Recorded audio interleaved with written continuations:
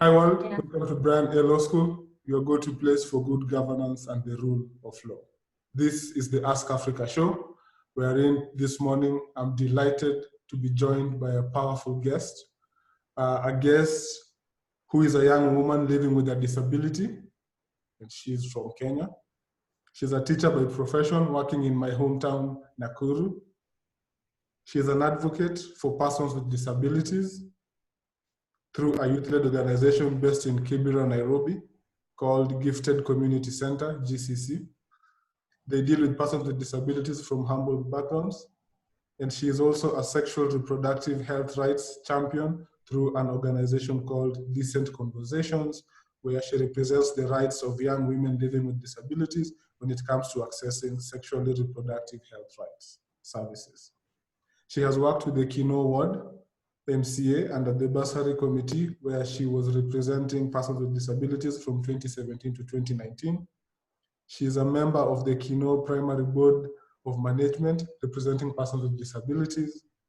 She got selected for the Mandela Washington Fellowship 2021 cohort, and she will be traveling to the United States for that. And she hopes one day she will join the Parliament of the Republic of Kenya and make services to the persons with disabilities easily accessible. She had her story written in the Daily Nation newspaper of the 12th August 2020 at the center of the newspaper, which is at page 7 of the magazine. Jacqueline or Jacky Waiharo, say hi to our viewers, please. Hello, everyone. Hello, Brian. Hi, thanks for joining. Thank you. I feel honored. Good. We have read, or I have read, a very decorated bio, which indeed gives us the pleasure, or gives me the pleasure at Brian A Law School to have you here today. And thank you for joining, because the topic at hand is not a very easy topic. It is embedded in the story in the fourth gospel, where there was a man who was born blind. And then the rabbi asked Jesus Christ, what happened? Who sinned? Was it the mothers who sinned, or it is the man who sinned that he was born blind? But Jesus Christ said, neither the man nor the parents sinned, rather he was born blind so that the glory of God can be seen in him. Which makes me believe that persons with disabilities are not sinners, or the way the rabbi was saying, they are not cast the way people might say, but rather they are sanctified by the Lord Jesus Christ, who wants to glorify himself through them. Which brings me to you. First of all, kindly please introduce yourself to the world, like, because we said you are a woman, young woman living with a disability. Kindly please tell our viewers what kind of disability it is, just in a nutshell. Take it out. Okay, thank you. I hope you're getting me clearly. Clearly. Yeah. So as you said, my name is Jacqueline Waiharo, and yeah, I got a disability. Scientifically, it's called sclerosis kyphosis, but in layman language, it's called the hunchback or humpback. The humpback, okay. Yeah. All right. Yeah, humpback at the left hand side of my back. Yes. So there's a hump, and yeah, I was born with it. And what this makes it makes your posture to change. So I was born with it, and I've lived with it, and it was not easy at first, but basically I have come to accept myself, the person I am today. Yeah. Oh, thank you so much. So maybe you just tell us, like, because you said it was not easy to live with it. Can you tell us a small experience, maybe when you were growing up in school or playing with your peers? How was it? How were you? Did you always feel left out? Did you always feel included? How was it? So when I was born, my mom left me with my grandmother, and she went to the city, that is Nairobi, to look for greener pastures. And I knew I was different the moment my grandmother would not let me go to fetch water with my cousins, and or go to do some activities with my cousins. She never let me get out of her eye. So that is the moment I knew that I was a bit different from other kids. And my cousins were bigger than me. My younger cousins, younger in terms of age, they were big bodied than me. So that's the moment I started noticing that there was something wrong with me. And then there was one day I was walking with my cousin, and then we met some small cheeky boys, and they called me uh, a name. I don't know how I can put it, but that name is that I am bedded on one side. Like this side of mine is this way. So they called me that name, and from that moment, I started noticing there was something wrong with me, and I started just staying with myself. I never wanted to indulge with other children until I joined my mother late, early in 2000 or 1999 when I joined my mother in Nairobi. And it was not easy because I had to join a new school. In this new school, there are new kids, and my self-esteem is very low. None of my parents is talking to me about my disability, and I had to deal with all this bullying alone because kids used to bully me a lot. They used to call me names, and because of this, I developed I developed a defense mechanism whereby I used to fight other kids very hard because they could not call me names and let that slide. No, I had to fight it back. So I started fighting. There was a lot of fighting in school. My parents kept being called in school because of that, but they never came to understand that my fighting was a form of defense mechanism. So basically, what I would like to say to parents with kids with disabilities is to listen to their children. And because my parents used to punish me a lot because of I'm fighting in school. Why are you fighting in school? You have given you everything. Why should you go and beat other kids in school? Yes, they treated me like a normal child, but there was part of me whereby I was so sad. I felt left out because I had a younger sister. My younger sister was big bodied than me. So like kids used to bully me a lot. My parents never wanted to listen to me. Like I tried to explain to them, but they never wanted to listen to me. And at the same time, they never educated me on my type of disability. So it was a bit very hard for me. Yeah, thanks. And in your newspaper article, you wrote, or rather, you confessed that you had been married at some point, and then you lost your husband just after 3 months in a car accident. Can you please tell us how that happened and how it felt?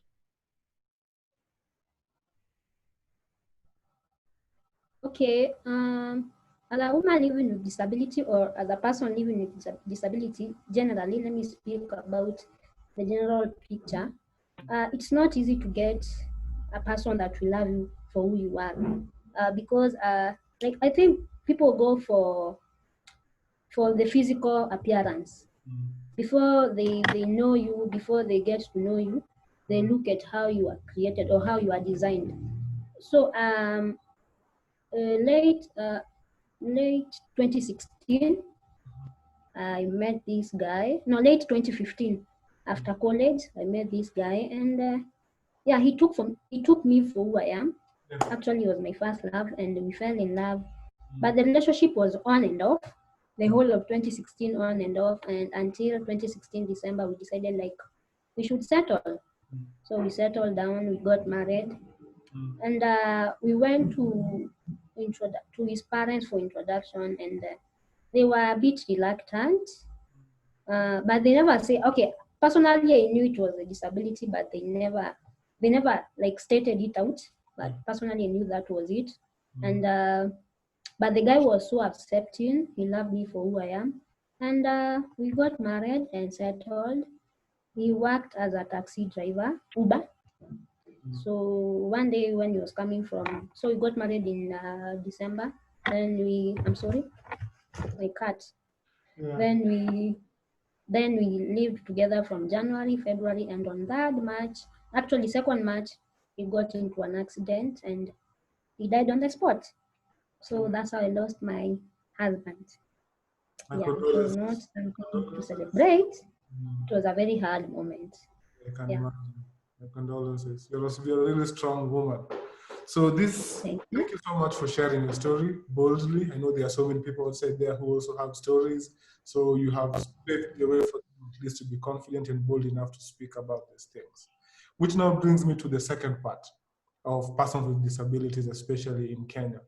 The Constitution, which is the apex law or the Grundnorm of the country, provides in Article 54 the rights of persons with disabilities. It also provides that the state shall not discriminate any person on the grounds of any disability. It also states that every person with disability has the right to be treated with dignity and not to be called demeaning names by fellow friends or citizens of anyone.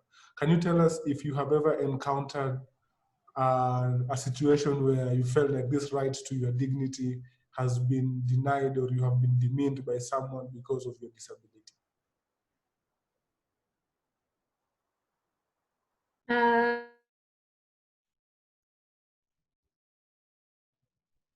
you. The only encounter I've come across is using the public means, PSV, public service vehicles. And it's okay. Personally, I don't much challenges as compared to others because my disability is not that a challenge to me. So, college. We lost you a bit. Are you there, Jackie? Behind the driver seat. It's a Jackie? Nissan. So when we sat there, I was at the far end. Actually, And my friend was in the middle, and then there was a. Pardon? we lost you a bit. So Pardon? we had lost you. We had lost you a bit. So maybe you repeat what you've just said about your experience with public transport. Sorry. Yeah. Okay. Yes. You get me? Yeah, we can get you now. So I was saying that one day we were traveling with my friend from college to town, and we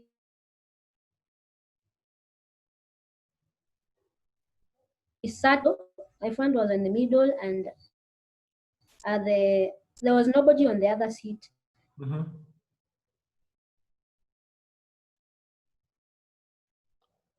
Jackie, we have lost you again. And so hold your child so that we can get more passengers to get in. Oh my God, I'm sorry. Let me move my Wi-Fi. Yeah. Can you hear us? And Yes. there, Yes. you get me? Very well now, yes. So where did you lose me? Your story at the public transport, how it's been a challenge to access public transport. Yeah, so I'm small bodied, that is what I was saying. And my friend was big bodied. So I had sat on the far end of the seat in the Nissan. My friend was in the middle, and there was nobody on the other seat. So this conductor tells my friend, woman, can you hold your child so that you can get more space for other passengers? Mm-hmm. And I felt like, what? As this conductor called me a child, I'm small bodied. So I looked at him with very bad eyes. Like I was like, you don't get me. I'm a fully grown woman.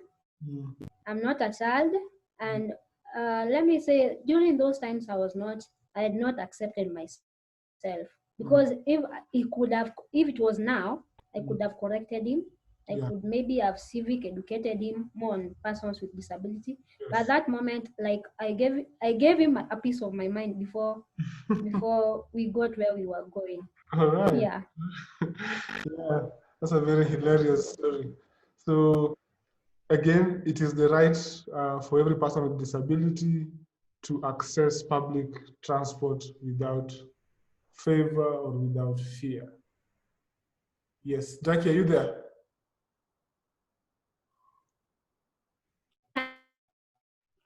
Are you there?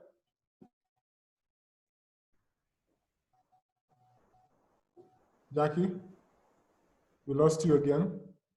Hello. Yeah, Again. your Wi-Fi is okay. Don't move it from where it is. Okay. Yeah, so I wanted to ask about the right to access educational institutions and facilities for persons with disabilities. How is it? Is it persons living with disabilities? Maybe yours is a different kind, but those ones who have disabilities which we may term to be severe, or let's say the blind or the crippled or whatever, do they have the opportunity to easily access educational facilities for persons with disability? So, as you know, most but not all persons with disability come from very humble backgrounds, and the education system in Kenya is a bit expensive for them, because we find that some of them are breadwinners for their families, and accessing this education is somehow very hard. What most parents do that have children with disability, they tend to hide them at home. They don't like uh, they don't take education as that important. So they, like, when a child gets to maybe class 8 or finishes their primary level, they don't proceed from there. So these children should get education like just like the able children. Now, accessing to education in Kenya for persons with disability, it is there, and but we have special schools for these kids, and these special schools are very expensive. But the full government has set aside money to help persons with disability so that they can access school. But the problem is getting this money. You tend to follow up until like you give up. The process is too long. It's very long for you to follow up.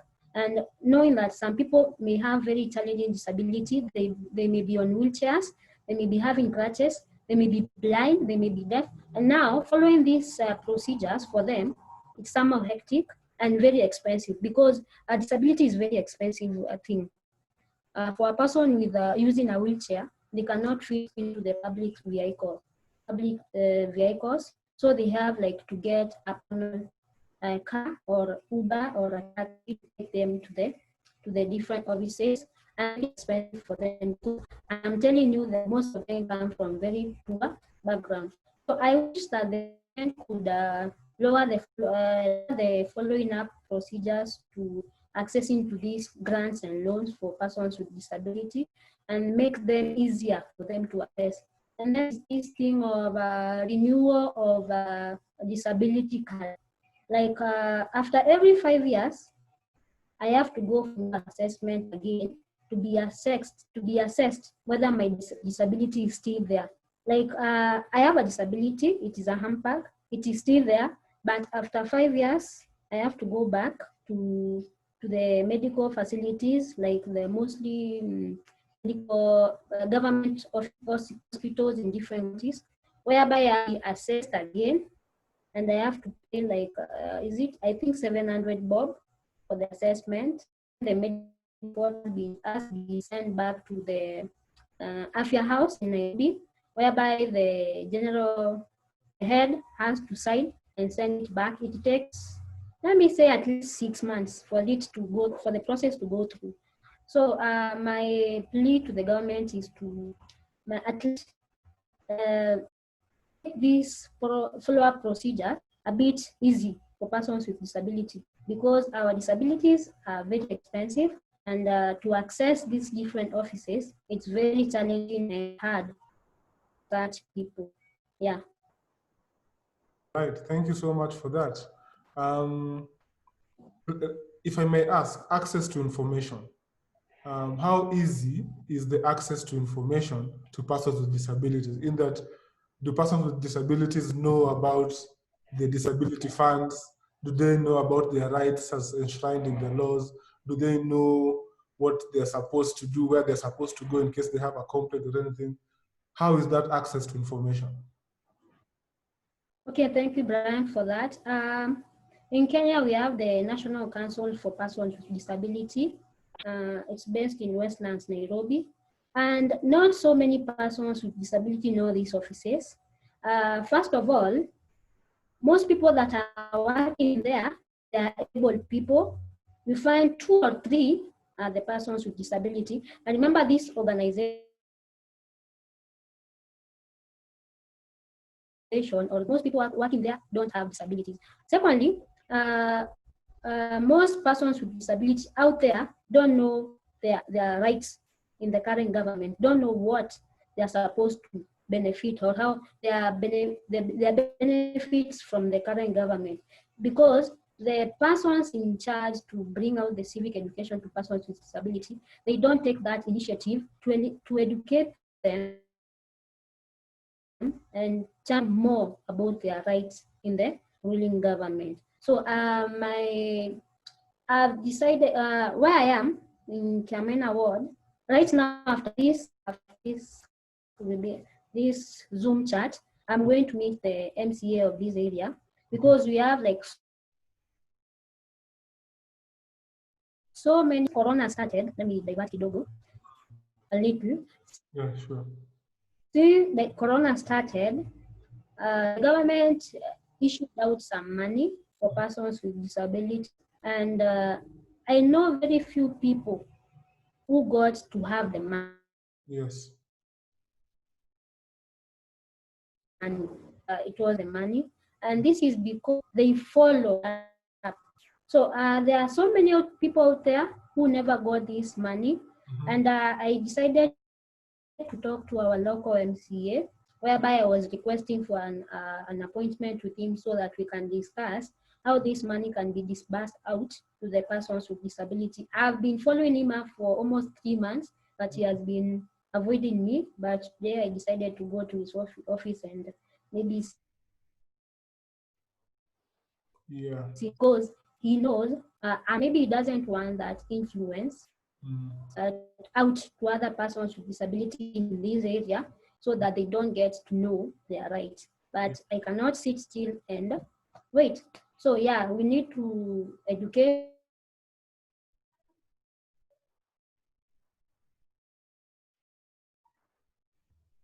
We lost you, Jackie.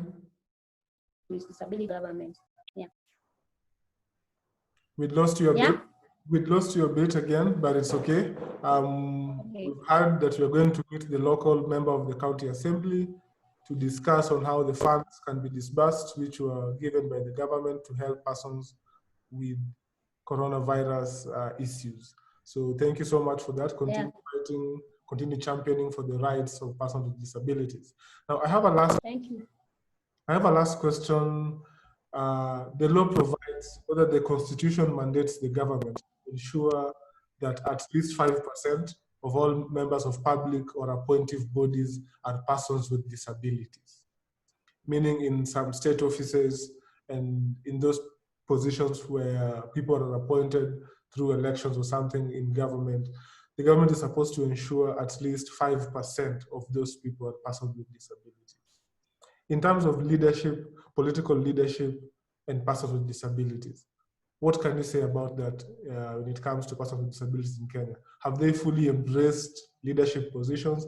Has the government made this provision of the constitution a reality 10 years down the line? Okay, thank you, Brian. And Kenya has 47 counties. And in these 47 counties, you find very few elected members with disabilities. Personally, I know like 3 or 4 persons with disability who were elected, who were elected by the local citizen. When by the ruling government, I know 7 in every county. There has to be someone with disability to present it. Brian, are you getting me? Yeah, you are breaking, but we are getting you.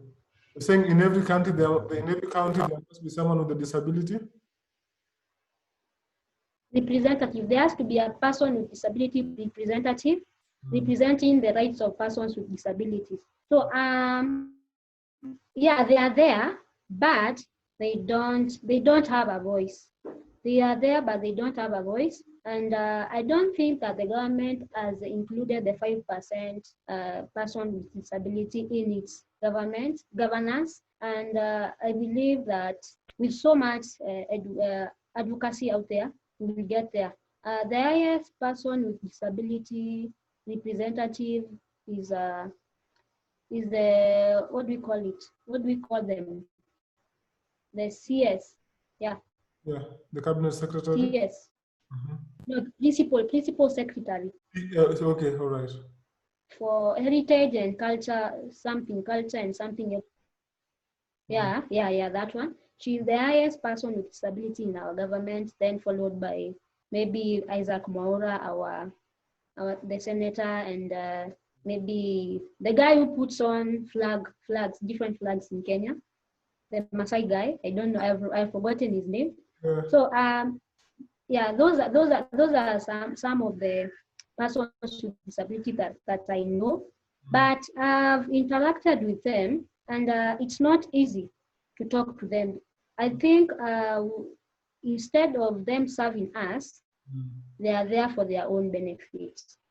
But we need somebody out there in the government who thinks about the people on the ground.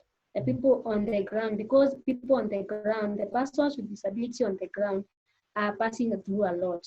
So we need somebody out there, somebody in the government who understands what persons with disability on the ground are passing through. So I don't think that the government of Kenya is there yet, but with so much championing, we are going to get there. Yeah. Yeah, when you talked about the persons with disabilities don't seem to have a voice, is this because they have low self-esteem? Or how will you say about the self-esteem of persons with disabilities? Do many of them feel looked down upon? Are they confident themselves to even stand up for themselves the way you do?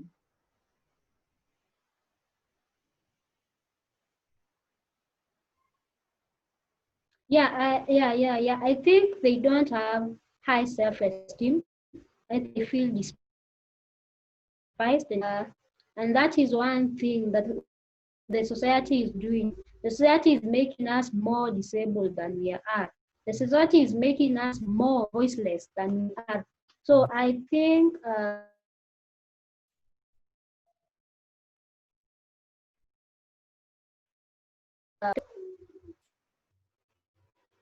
We lost you. Kindly please you repeat. lost me. I Yeah, lost you too. yeah. Just repeat. We have you now. We have found you now. Okay, so I'm saying that the society is making us more disabled by judging us. And remember, like most people out there with disabilities are not woke. They don't know their rights. They don't know that they are human. They don't know. They feel inferior, and because of the society is so judgmental.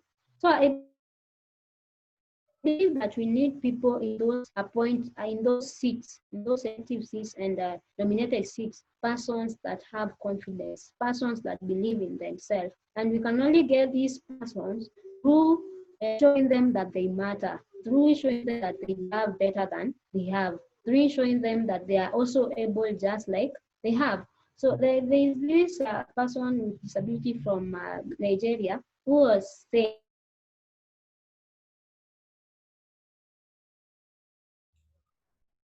Pardon? is their disability. Before you see my hair, before you see my eyes, before you see my mouth or my nose, first of all, you are going to notice my hunchback. Yeah. So, and that is very wrong because that is getting to be so judgmental of us, and we feel like we don't have enough rights. We don't have the same rights as or equal opportunities as the able persons. Yeah, thank you. Yeah. So in 1 minute, advise the government, advise persons with disabilities, and advise the society in how they should deal with persons with disabilities. I think government should lead in policy making because I think that the persons with disability really understand the challenge they are going through. We understand what we are going through. We understand what disability entails, and as I said, that disability is very expensive. So if the policymakers involve us more and more, we are going to make the environment very friendly, disability friendly, and also that most buildings are not accessible. I remember a time a friend of mine attended a rally in Addis Ababa, AU, African Union, Addis Ababa, and she was on a wheelchair. And the building they were given to have the meeting, it was inaccessible. There were no ramps, there were no lifts, and imagine a person with a wheelchair. What will happen? So they were saying that they have to get bouncers in a building, and the person will feel very intimidated. There is no decency there. There is no dignity there. So they demonstrated, and the venue was changed to a new venue, which was very accessible. So the government has to make sure that all government building, not only government building, but all even private building are accessible. And private building can only be accessible if the government makes their own building accessible. It all starts down from the top. The government has to be the role model for this so that it can just pass down. It's a spiral thing, just go down to the bottom level. And also they also should engage public service vehicles, because most of them are operated by private sector, to make them accessible.